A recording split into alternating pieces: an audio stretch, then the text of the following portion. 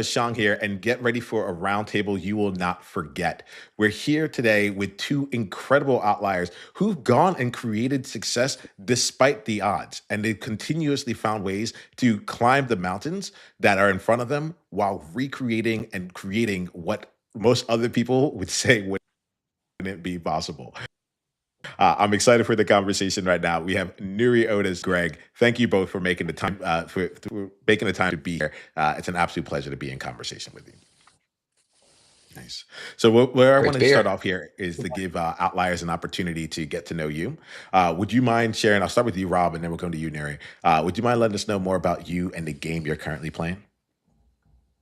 Yeah, somebody actually gave this to me, and it was the nicest compliment that I've ever heard. And I stick that with me. And they say, I don't solve problems, I turn problems into greatness. And the simplified version of that is I'm not the kind of person that's going to come into a basement, see a leaky pipe, and put duct tape over it. I'm going to figure out why it leaked in the first place and see if we can re-engineer that system. And while it was the nicest thing that was ever been said, it's also an incredible burden to wear. And we can get into it, a lot of my background, and it's taken some really unconventional paths that led to here. But if I had to pick a common theme, it's find out what are problems that aren't being solved and how can I personally help turn those to greatness. I appreciate hearing that when you said that, like turn it into greatness. There's something in there that helps me also understand the level in which you choose to get things done. Like there's something to solve. There's another thing about like leveling up the game as it goes on. And so as we have our conversation here, Rob, help us continue to have this conversation and one at the level of greatness. You good with that? All Absolutely. right. Awesome, awesome. Nuri, let's let outliers get to know you. Do you mind letting us know more about you and the game you're currently playing? Sure. I'm not going to say I consider it a game. It's an adventure, but that's just semantics. Uh, like what Rob said, I try to figure out problems and then figure out solutions to the problems.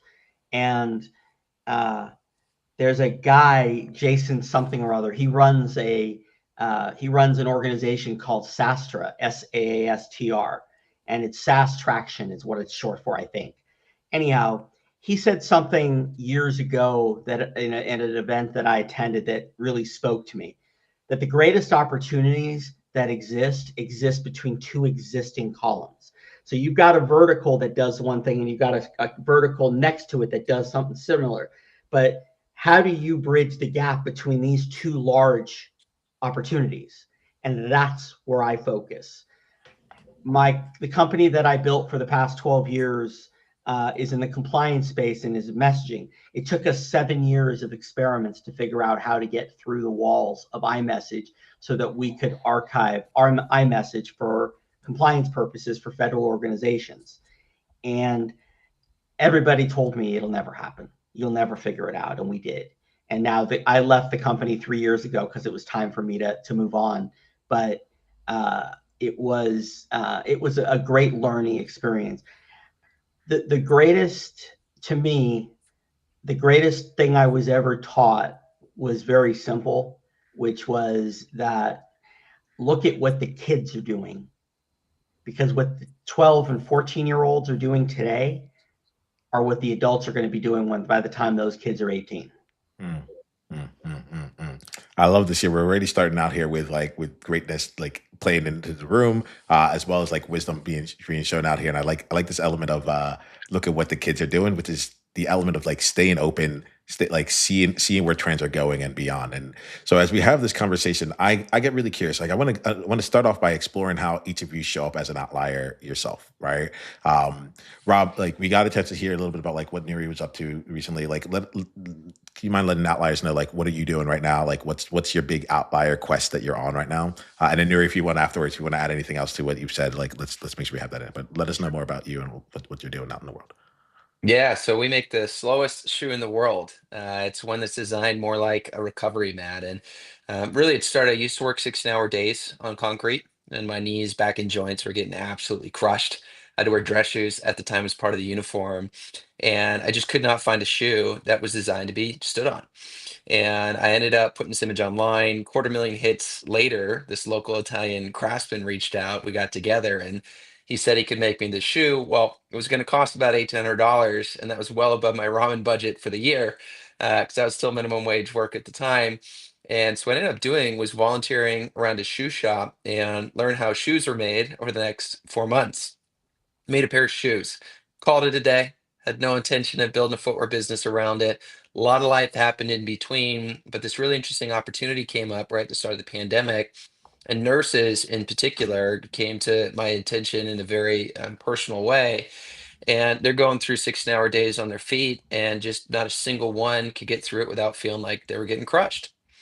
And we looked into that, and they've got the traditional clog styles that we were talking about before the podcast was recording, but the athletic shoes, surprisingly, were still not getting the job done. And when we looked into it, it's because they're designed to store energy and put it up. They're designed for performance, for running, for hiking, for climbing, to run faster, jump higher, but they're not to be designed to be stood on. And so what we understood is that not only nurses, but half the world's population stands for a living. And shoes fundamentally have not been built for that. In fact, shoes are not really built for health. And we looked at it. It's kind of like the TSA. It's this evil that everybody accepts to go to the airport, and you plan around it. Well, shoes have kind of been thought of in the same way up until this point. It's just this necessary evil. My feet are going to kill me because I work on my feet for a living. Well, I thought that'd be a really interesting challenge to see if we can solve. And so, a lot of research, a lot of years in development later, we developed this shoe that takes impact and dissipates it. It's called Stand. It's a standing shoe. And what started for nurses is now expanded to bartenders, waiters, chefs, professional athletes, parents, people that are on their feet trying to feel a little bit more comfortable. And it's really set us on this really interesting quest of, for all the people that stand for a living, usually if you like a thing that you love on your feet, at some point your feet are going to stop loving you back. And it's this fun challenge to see if we can help change that dynamic and put a little bit more spring in your step, so to speak, but just get to enjoy life. I don't think it's fair that if somebody's working a job they love on their feet, that at the end of the day, if they're fortunate enough to have a family, usually they're not jumping to go, play in the backyard or be a functioning part of the family. They're trying to find the couch or they're trying to lay down. And so I thought that'd be a wonderful mission for us to take on is, can we change fundamentally the way that people who work for a living on their feet think about the rest of the hours outside of the 9 to 5 or whatever those hours may be that they work? I'm feeling you on this one here, Rob. Thank you for this. I'm excited to see how that like started to evolve for you as time goes on. But it's cool to hear. What's the name of the business? It's called Stand Shoes. We're standshoes.com. All right, awesome. I want to make sure that outliers, like we're an active group of people. Like we're not just listening here. We are we actually come in here. So if this is for you or someone who this is for, like make sure you share it out with them. All right, we're gonna be spending so many time going in different directions in our conversation. I want to make sure that that we got to be a stand for them. Nuri, like Mm. Well, now I don't have to say it online. Um, your objective is the biggest bohag I have seen or heard in a long time. You've definitely shooting for the stars. I'm impressed, and frankly, I'm going to watch from the sidelines, but be rooting for you the whole way. I appreciate it. That's awesome. And Nuri, let me make sure. Sorry, I disappeared there for a second. But is there anything else that like you've given us a glimpse of like what you exited about 3 years ago? Is there anything that you want to add into the mix about what you're doing right now? Yes, but it's I'm at a point where I can't talk about it significantly yet. Yep. I left with the intention of becoming a decent golfer and playing on the senior PGA tour, haha.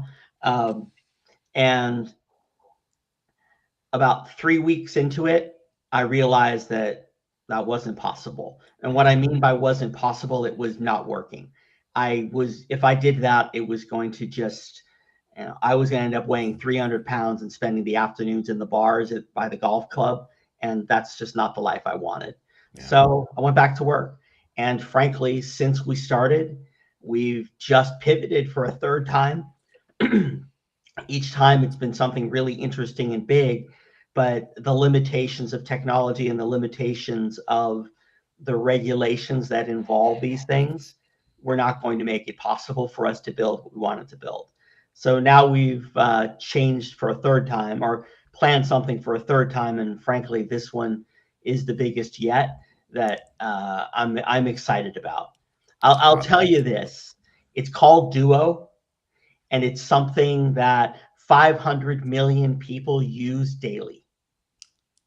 I'm intrigued and I'm excited for you here, right? So we'll also be reading there. Now, as I'm listening to both of you, you both have taken on like challenges that feel like you've taken on things that people like feel like either it should be done or like it like, but maybe it can't be done. Like even Rob, as you described this here, you're like the amount of work, research, so on and so forth to be able to create these shoes here, and feel this need is astronomical. So why don't you talk to me about here, like how y'all continue to I'm going to say like stay with it when the rest of the Hmm. world is saying no, or Hmm. when it hasn't been done before. How do you actually keep yourself in the game on this one? Either of you want to take me up on that one?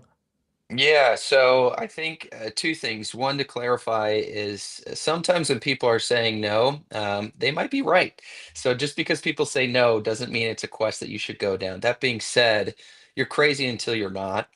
And so for me personally, I was very fortunate to get to work at some incredible companies, build with some incredible teams. And the one prior to this, we took from startup to 5 billion in sales with it be in 4 years. Honestly, a lot of luck.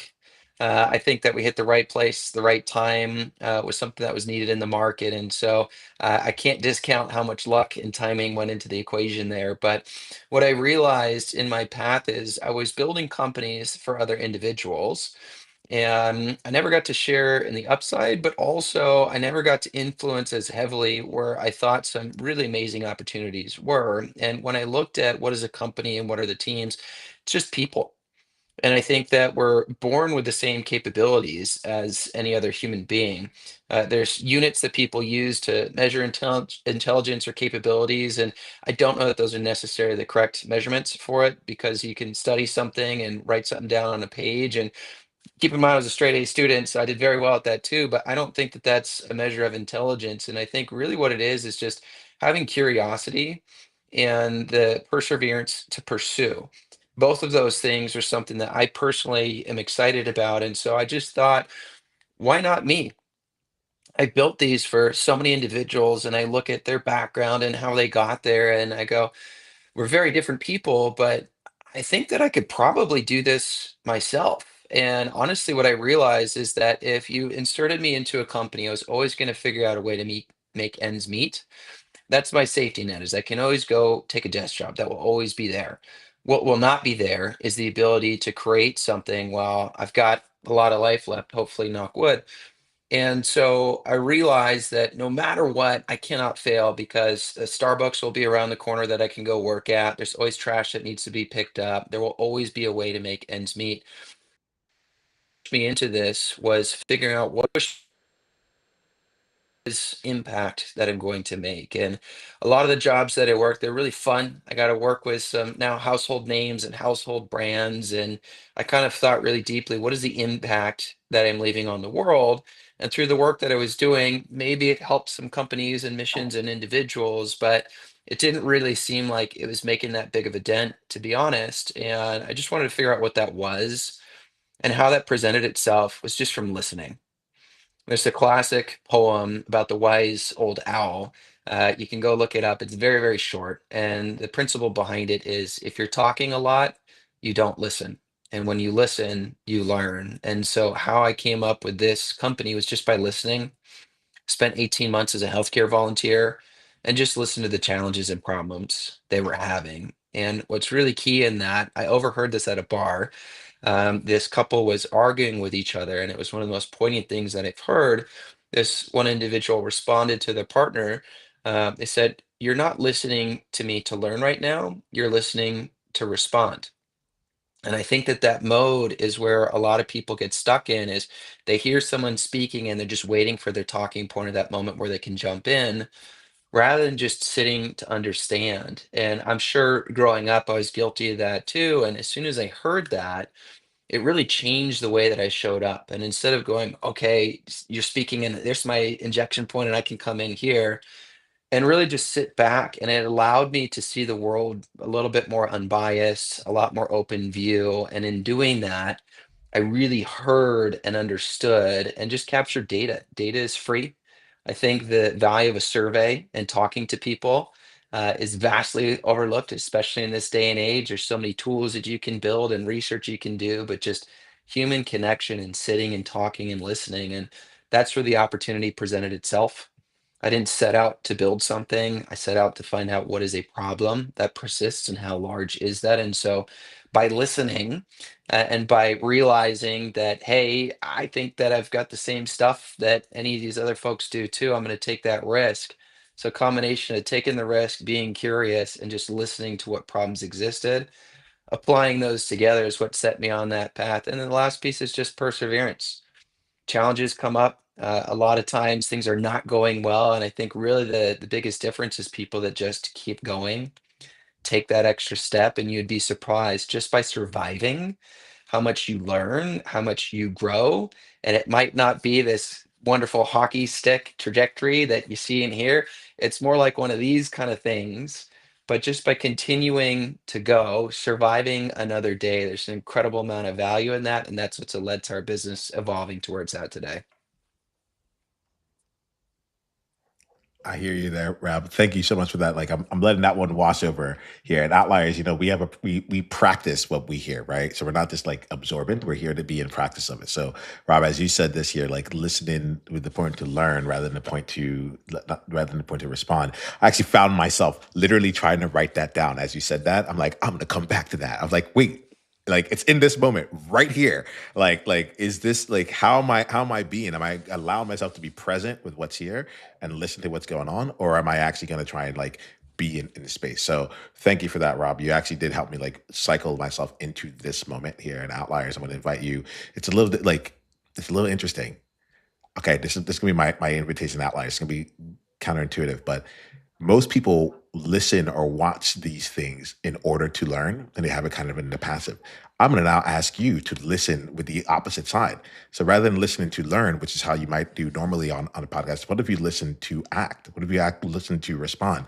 You can come and make a comment in here, think about something that you're doing out in the world and apply it. But like in this case here, don't sit back passively. Like see what you can do to put it out into the world. All right, we'll see how we'll play with that, Rob. I'm like, does that all work in this every situation? I'm like, right now people might be listening to learn. So let's see if we flip that a little bit.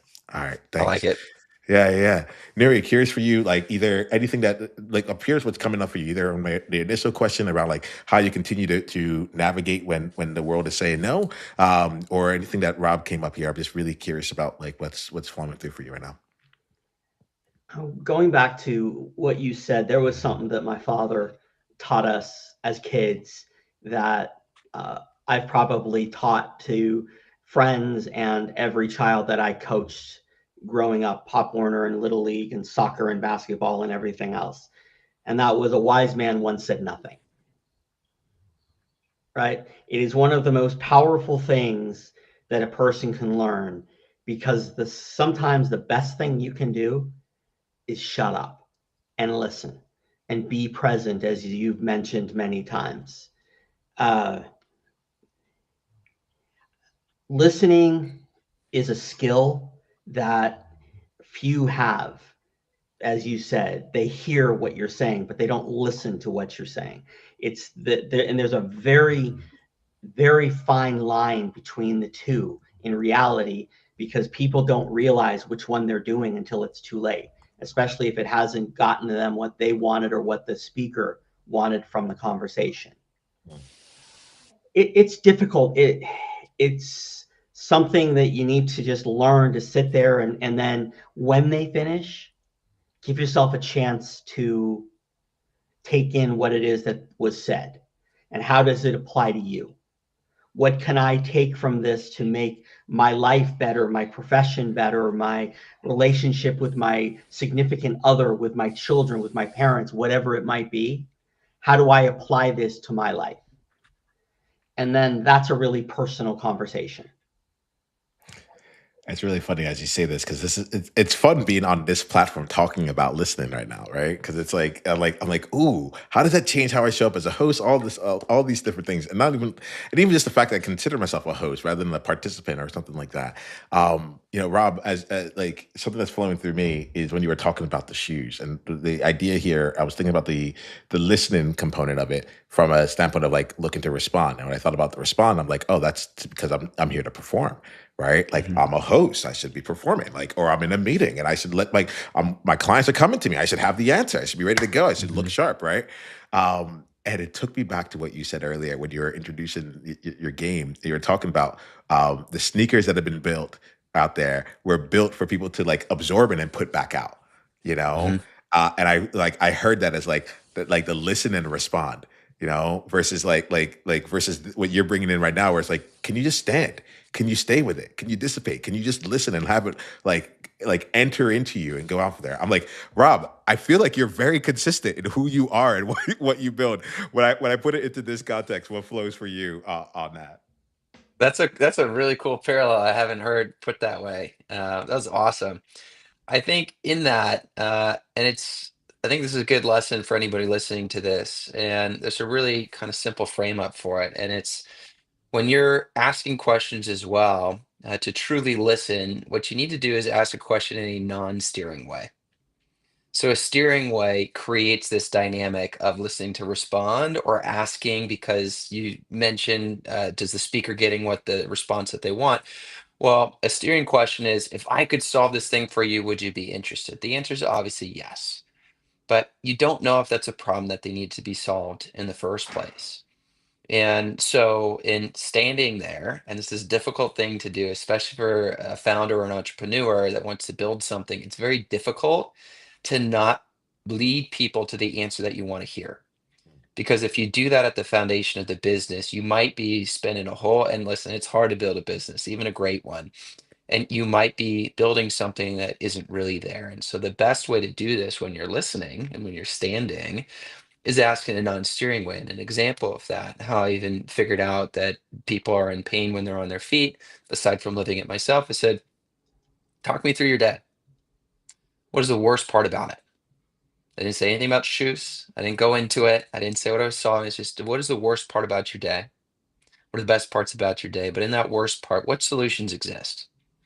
What have you found? To what degree is that successful or not?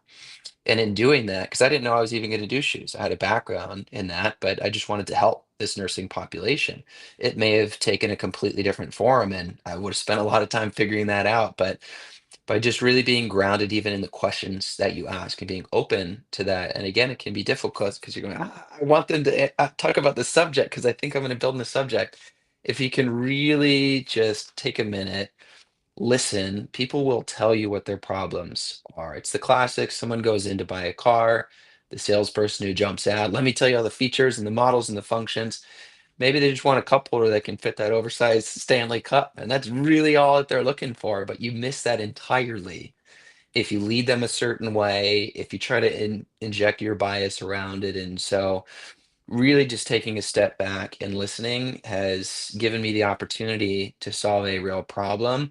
And a lot of the friction points that persisted when I was building other companies that were not my own, we don't have those because I'm not convincing that people they have the problem. I don't have to spend as much time and finances and energy to build a market that wasn't there and convince them of a pain that's not really a pain. And so if you can do the hard part early on, and allow them to paint that picture for you, all the stuff that is still very hard to do becomes a lot less hard because you're not pushing a boulder up the hill from the jump.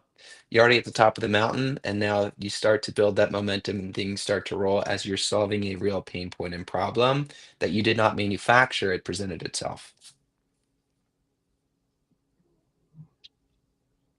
I'm Rob, there's two things that are happening as you're talking right now. One of them is that you're reminding me of the way I used to play the game. The way I used to ask questions, and I think there's a I don't think it was by accident that I used the word host earlier because I realized like for me like that's like I'm there's a part of me that's doing that, right? In the questions that you had, the openness of those here, it took me back to when I was working in tech and community culture and working as a consultant, and it's just like as well as like my foundational coaching days, which is just like let's just let's put the question in here without agenda and see what comes in, and then we will grow from that. I will honestly also let you know that I'm listening not just with my ears, but also my body, and I could tell that you're onto something with me because there was something that happened like inside of my chest. So I was like, oh, there's some truth here, and I haven't been living in that truth for a while. So I have to make sure I'm bringing that and calling that into the space here. And you'll see, like as we talk, I'm going to try and I'm gonna try and put myself in that space of basically being on my edge and seeing like, okay, with what Rob said, like, what would it look like for me to change the way that I ask my questions here? I'm not going to get it right off the bat, but like I like seeing how that might play out. Um, this one might be a leading question, but I am really curious about this. Right? Um, y'all have lived. You had a big journey in your life, and I'm curious about like the things that you've taken on. Actually, I'm more interested in what you're doing right now than what you've done in the past. I think the past is pretty safe because we've already lived there. The future is where I think that's where the edge is, and for any outlier that's listening, that's where they feel they're at, right? So, what's something that you're taking on right now that that really excites you, but like requires you to like transform, to up level, to have to like get out of your comfort zone and be courageous right now? Like, would you mind sharing with outliers like some of that that's taking place with you right here, Nuri? Like, I would love to hear if you can share anything, and then we'll go to Rob on this one. Uh, Change is a constant in the path that Rob has chosen, and that I have chosen, and that Niiamah that you've chosen, and that probably a lot of your audience has done as well. Mm. Finding your place, finding your passion, finding the things that get you up in the morning, right? If you're doing something, and this is just a cliche, but if you're doing something where when you wake up in the morning, you're like, oh darn it, I got to have a cup of coffee, then I got to get the kids to school, then I got to go to work, and then make dinner tonight. If that's your energy, then the results are going to be a reflection of this energy. If your energy is jump out of bed, make a cup of coffee, make the kids a good breakfast, get them to school, hit the gym before you go to work, that's a whole different level of energy. and Yeah. and all of that fits. There's a few things that Nuri, I'm sorry. I am going to interrupt right now because there's a thing that's coming to my mind that I just can't let go. And so I want to make sure I say it right. So you said I'm going to share something, and it's going to be a bit cliche.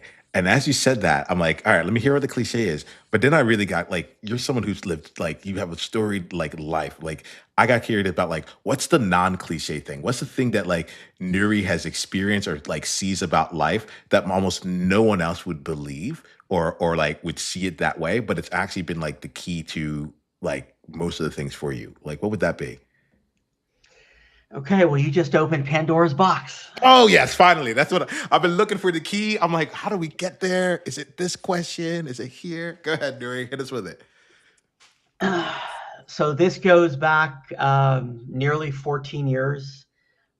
In December of 2012, I was awakened by 30 FBI agents raiding my home with nickel-plated weapons. I didn't have an unpaid parking ticket. Um, I was involved in a situation. I could have handled it better. Uh, and I take responsibility and pled guilty for the things that they were accused of. It's a whole different and much more gory but I spent 16 months and 10 days in a federal prison camp in Lompoc, California. Lompoc is how they pronounce it there. I spent the time, I read 435 books. I read Outliers. I read Grit. I read The Lean Startup. I read everything you can think of, every John Grisham and Dan Brown and every other book that they had. I read a tremendous amount. Um, Here's what I learned. I was in prison with people that had killed people. I was in prison with people that one used to be the CEO of one of the largest mortgage companies in the country. His restitution was in the billions. Um, but that doesn't have anything to do with the fact that a lot of them were really good people. So what I learned from that experience was to be accepting. I shared a table every night playing poker with Southern California gang members, Southsiders, great guys, Norteños, Northern California gang members. Same thing. Great guys. You would never have any idea of their past or anything else. And it doesn't matter because we're all in the same place at the same time. But that and Crips and Bloods and Latin Kings and everybody else you can think of. I didn't even know most of these things. I grew up in a bubble in Northern California, yet I learned things very, very quickly. And, you know, the thing that most people don't realize if you've spent any time in incarceration is that if you have integrity, if you're honest, if you are transparent with the people you deal with, right? You pay your debts. If you borrow a can of soda from somebody because your commissary day isn't for 2 more days and you're out, repay it. People don't ask, but they remember, right? Have high integrity. And that starts in a place where I shared a building, a bedroom, basically with 165 men for 16 months. And there were times where it sucked. I tell people I spent 16 months hungry. I didn't eat the prison food once. I only ate what I could buy from the commissary. But like I said, I have friends who, when I left there in 2017, that I talk to every week now, a decade later, almost. So background, who they are, whatever it is, frankly, it doesn't matter. Can you trust them?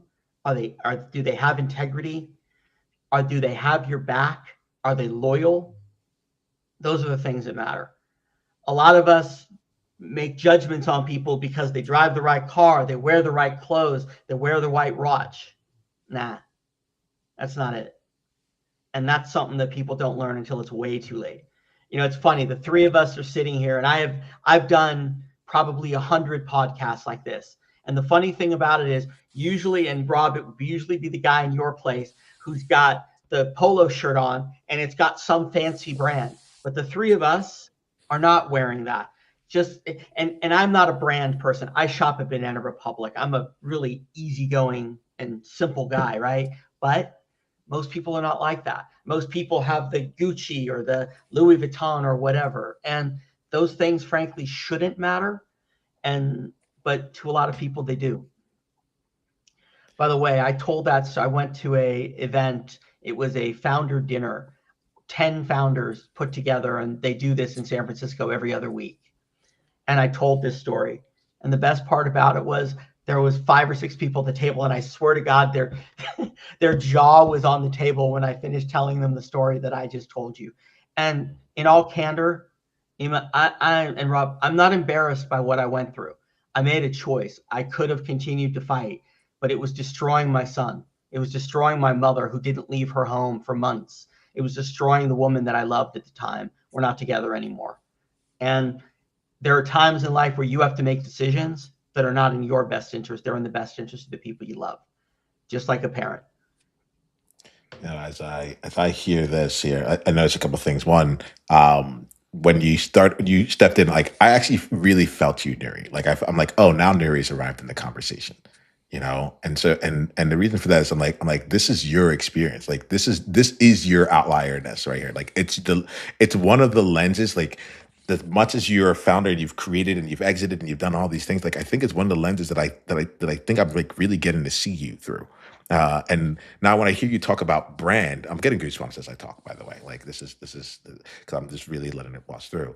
Um, but now when I hear you talk about brand, part of what I get about you, Neri, is that you're like, look, like don't judge by the cover, don't judge by the brand, don't judge, like understand who the person is and how they are showing up and what their character is showing up as, right? And like there's a component of me that really gets that, like you don't you're looking for things and you choose you're looking for things, you're looking for interactions, you're looking for people that go beneath the surface of it all and say like this is how you actually show up, not just like what you like, not just what you've done or like or how you present yourself out to the world. Because if we didn't open up Pandora's box, people would be like, oh cool, like don't know. And yet you still chose to proactively like share this and be like, hey y'all, this is part of my outlier story. I really wanted to say like that hits me because I'm like, this is part of what makes Nuri different than others, not because of the story, but the way that you see your world and the lens that you have through this experience. Like that, I feel really colors and shapes things in here.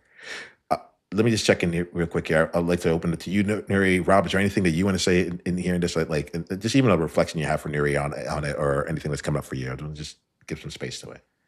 Yeah, no, thank you for sharing. And something that resonates with me as well. So when I first tried to raise money, I did it all wrong. And how I did it wrong was thinking I needed to be polished, have every corner, covered, have all the answers. And without them providing the feedback, I was getting no's. And it wasn't because I wasn't capable, it wasn't because it was a good idea, but it was because what I was presenting, they knew from experience not to be true. And what is not true is nobody has all the answers. Mm, And as soon as I took a more humble approach to it, instead of saying, look at the past, look at the track record, I've done all these things, instead of just saying, listen, honestly, I think I'm a smart guy. I've done some stuff I'm really proud of, but I'm going to need a lot of help. And I'm calling you not just for capital, but I looked at your background and I see you can probably provide a lot of value in this business, if not for anything, just a sounding board, because I don't have it figured out. I know what I want to do. I know where the problem exists, and how we get there is not a clear path, but we will find that path. I'm confident, capable, we'll be able to do that, but I'd love to welcome help along the way. And so the kind of what I got from that is, especially, judging a book by its cover, I think that if you're honest with people around you, that's something that you mentioned a couple of times. If you're honest with the people around you, you're going to find champions that want to help you out. mm, You're going to find people and the right people, because teams, companies, businesses, it's a combination of people around you. I've got a very lean team. I have one employee, but we've got a lot of champions, a lot of advisors, investors, family members, community members, customers, and they help us along the way. And the reason why is because we're open and honest. I'm on Reddit forums as the founder. I said, what did we get wrong? What mm, can we do better? I've called all of our one-star reviews in early days when the product was not where it is today. And by welcoming that in and saying, we didn't get it right, we've made some mistakes, some things are not correct, but we're here and willing to try. And that here and willing to try goes such a long way in inviting people in, wanting them to root for you. And honestly, too, I hate the word expert. I don't believe there are any. I think it's a term that looks in the past, not the future. I think it's oftentimes misplaced as a marker of future success. But as soon as you label that, to me, what I hear is you found a certain set of conditions in a playbook that worked at that certain moment in time. But the world is changing so fast. And if you try to do that same thing that was done a day ago, a year ago, a decade ago, maybe some elements, but if you do it in exactly the same way, you show up to the Super Bowl with the same playbook that you did the year before, they've got your number. You're not going to make it very far, and you need to have that willingness to adapt. And so really what it comes down to is you don't need to present this polished version, because that's just not the world, that's just not the reality. And as soon as you do, people say you're not open to help, you're not open to change, you're not open to growth. And so what Nuri did, taking that stance of this is who I am, I'm embracing it and I'm moving forward, I think honestly is going to be a wonderful tool for you. And by not pushing that down and putting it at the forefront and saying, and these are all the things that I'm building, what I've learned from it, is going to make you 10 times more successful. I appreciate that. Thank you. yeah. Like y'all, this is we're coming up on our time here, so I didn't think we are going to be ending in this way here, but I actually think it's quite a it feels really appropriate. Um, there's I'm going to keep following my intuition. There's a part of me that's like, Neri, I want to give you the floor for anything that you want to say out here right now. What we'll do is like we'll leave it kind of like an open session here. Sometimes people put in like what I call an outside. An outside is like something you want outliers to walk away from with this. Other times we'll just like share some reflections. But I want to go to you, Nuri, to I would like to give you the floor and share anything you want to share, and then we'll wrap up with like two quick questions and we'll be done for today. Sure. So, Rob, you mentioned having all the answers and all of that and polished and all those things. So I talked about my advisor in college before, and he, I walked in, a kid from California who surfed almost every day of his life when I was in high school. I walked into a class at University of Missouri in August of 1980 wearing puka shell necklace and hair down to here and OP shorts and flip flops, and or sorry, lightning bolt flip flops. And it, you know, I use the word cliche, but I mean the only thing the cliche I wasn't was blonde. But he said something that was really impactful to me 18 years. And so I'm 64, so this is 40 something years later. Perfection, polished words like that, they only exist in one place, and that's the dictionary.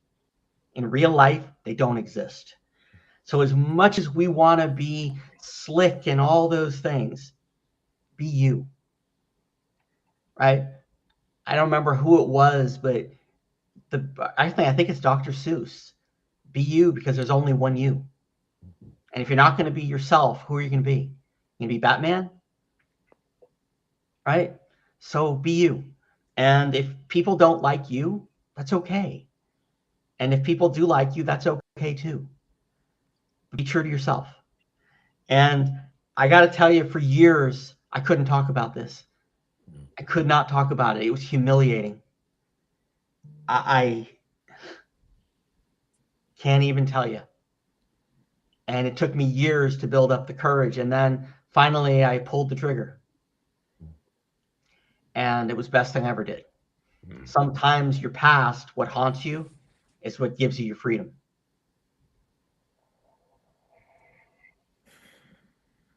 Thank you, Nuri. I almost ready to respond. And I was like, nope, we're gonna listen, we're gonna learn on this one. We're gonna listen, we're gonna learn. I obviously Uh, have a lot to say. no, this is great. I'm really grateful for both of you. Let's wrap up the conversation this way. What I'll do is this: if you can each share two things. One, how people can go deeper down the journey with you, right? Like we're beginning our relationships together. So how can outliers go deeper down the journey with you? And what I also like to wrap up every conversation with is what I'll call like your insight. Like like anytime I bring people together, it's to have the possibility of a life changing conversation. We can have a conversation, but like it's better if we just left the room for life changing to come in. And so, if you wouldn't mind, share with us an insight that you are leaving this conversation with, a takeaway that you have. And if nothing came up, don't feel like you need to make something up around it. But like, if you can share how allies can go deeper down the journey with you and an insight you have from this conversation, that would be absolutely perfect. We'll do that in like the next minute here, and then we'll wrap for today. All right, Rob, why don't we start with you, and then we'll go to Neri. Yeah, you can find me on LinkedIn, just first name, last name. There's a word, and I need to know what it is, I know the definition of it. And it's this concept that everybody's walking around in their own version of a world, and they're vastly different. You're on the freeway with people going next to each other. My world and my experience, my past, my future, my present is vastly different than somebody traveling right next to me. And what was really cool about this is the first time I've done one with a founder that I have not previously met. And I think this was a wonderful format, but it was just this reminder that you can get so wrapped up into your world and know all the things around it, but there's somebody living a totally different life than yourself. And if just for a minute you can break that wall of the bubble and come together, gosh, there's a whole world and wealth of knowledge and stories and opportunities if you can just go a little bit outside that comfort zone. So thank you for orchestrating this. Nuri, thank you for sharing as well. It was cool to get to live in that, just reminded my passion for that word. I need to figure out what that is now, to just poke into another bubble and check in and just really get to appreciate just how vastly different the world really is and how similar we are at the same time. Mm, Thank you, Rob. Appreciate you. And then Neri. Be open to change. Be open to the unexpected and the opportunities that those things bring. I said before we started, I don't think I said it during this, but you're going to learn things in your journey that are at times going to frustrate you, at times are going to open your eyes, but then there's going to come the day where you realize you're on the wrong path, and that's when you need to stop. the time that you come to that realization, stop and reassess. Um, Lastly, take care of yourself. This is not a founder is a lonely, lonely job. And when someone offers to help, take it. Even if you don't use it, take it. Learn from them, especially if they're older than you and have done this before. I'm with nothing. I advise young founders. I'm doing one right now with probably one of the. He's a 23-year-old kid, just graduated. He immigrated here to go to college from China. Probably one of the sharpest kids I've ever met. His name is Tiger. That's not his real name, but he goes by Yeah. Tiger. Hi, Tiger. And he's brilliant, and he's working on something that literally could change the world. And I love people like that. And I love it. we met him at a meetup in San Francisco in the back of a beer garden, someplace in San Francisco, and we just started talking. And now we talk every week. So what I'm saying is, listen. Listen to what people have to say. And when someone offers you advice, you don't have to take it. Mm. Nuri, I appreciate you here. And Robbie, like, we do two things. I want to make sure, firstly, Nuri, if someone wants to go deeper down the journey with you, how do they do that? I'm on LinkedIn as well. You can see my spelling there, or a direct email is it's nuri.otus@gmail. And Perfect, you perfect. can drop me a line. I'm happy to try to help. No promises, no commitments. In all candor, my mother's on hospice care right now, Mm. and so I'm quite tied up with that. But I'd like to do one other thing. I decided to do something and take advantage of this. So I told you that earlier that we've pivoted, and I spent the last 2 years building something that frankly is really interesting, but all the changes in chat and Claude and other things are going to make the direction we were taking go away. Mm, A mm. year, 3 years, I don't know. So now we've built something else. We've built AI matchmaking. Cool. It's not Tinder. It's not Bumble. It's not any of those things. You start off, and so it's the website is called company's called Duo. It's tryduo.net. If you want to Nice. sign up, if you're single and you want to sign up, please do. But this is the first time the world is finding out about this outside of the 4 people that have been working on it for the last number of months. Well, thank you for that there, Nuri. Like, that Shameless is. plug. No, no, this is it. We have like I want you to be in this space. I want you to own. I like we have to like pop out of our bubbles in that sense here and share. So thank you very much, Neri. Rob, you figured out what the word was. You want to share it with us before we wrap? It's called Sonder. Mm, mm. All right. Well, I'm deeply appreciative of you. Thank you all for staying on a few minutes past here. Thank you for being real with who you are and sharing your experiences and actually creating those experiences. I'm looking forward to what you all create out as it goes out into the future. And Outliers, until the next time we all talk, be you on purpose.